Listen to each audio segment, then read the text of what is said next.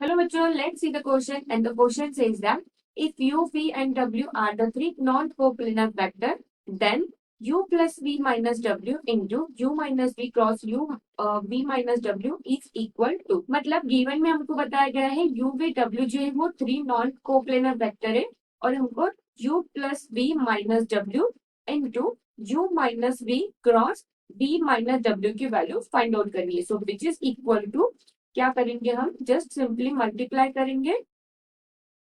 सबसे पहले vector u vector v vector w as it is रहेगा यहाँ पे और जस्ट हम u से मल्टीप्लाई करेंगे ये पूरी टर्म को पूरे ब्रैकेट को देन माइनस करके v से मल्टीप्लाई करेंगे ये पूरी ब्रैकेट पे. तो हमको यहाँ पे फोर टर्म्स मिलेंगी that is vector u cross vector v minus vector u cross vector w minus vector v cross vector v and plus vector v cross vector w.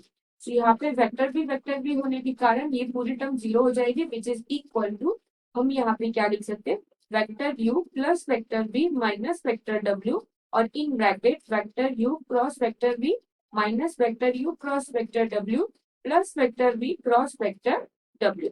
Then आगे में हम क्या करेंगे सबसे पहले ये u से पूरे ब्रैकेट को मल्टीप्लाई करेंगे देन प्लस करके v से पूरे ब्रैकेट को मल्टीप्लाई करेंगे देन माइनस करके W से पूरे ब्रैकेट को मल्टीप्लाई करेंगे. So which is equal to हमको यहाँ पे क्या मिलेगा vector u in bracket vector u cross vector v minus vector u in bracket vector u cross vector w then plus vector u in bracket vector v cross vector w then करेंगे plus into vector v cross vector u cross vector w then minus vector u v vector v cross vector u cross vector w then होगा plus vector v into vector v cross vector w then minus w करेंगे minus w into vector u cross vector w then plus vector w into vector u cross vector w और last is minus vector w in bracket vector v cross vector w. तो हमको यहाँ पे क्या दिख रहा है जब टू टर्म्स का मल्टीप्लीकेशन होता है तो वो टर्म पूरी ओर से जीरो हो जाती है. मतलब यहाँ पे क्या दिख रहा है u और u दिख रहा है मतलब ये टर्म जीरो हो गई.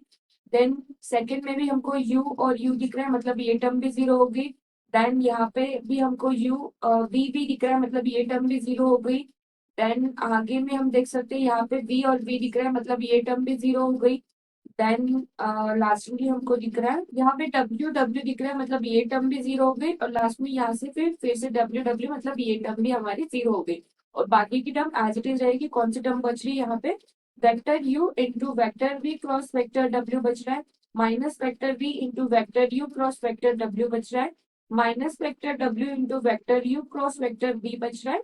देन ओके थ्री टर्म्स बच रही है हमारी यहाँ से और यहाँ से हम कौन सा फॉर्मूला यूज करेंगे अगर हमने दो टर्म्स एक्सचेंज कर ली तो उनका जो साइन होता है वो मतलब उनको माइनस साइन लग जाता है. तो इज इक्वल टू हम क्या करेंगे यहाँ पे फर्स्ट में तो कोई चेंजेस नहीं एज इट इज रखेंगे vector u vector v vector w और देन सेकेंड में हम क्या करेंगे u को आगे करेंगे v को पीछे करेंगे तो यहाँ पे प्लस हो जाएगा माइनस का और वेक्टर u वेक्टर v और वेक्टर w हो जाएगा. और थर्ड में भी हम क्या करेंगे ये पूरी टर्म को आगे करेंगे और ये टर्म को पीछे तो माइनस माइनस ये भी हमारा एक बार प्लस हो जाएगा और एक बार माइनस तो minus vector u cross vector v और वेक्टर w हो जाएगा हमारा. सो एज लास्ट हमको यहाँ पे क्या दिख रहा है ये इंटू है क्रॉस में ये तो यहाँ पे हमको क्या दिख रहा है ये प्लस वाले टर्म माइनस वाले टर्म के साथ कट हो जाएगी और हमारे पास बचेगा वेक्टर u डॉट वेक्टर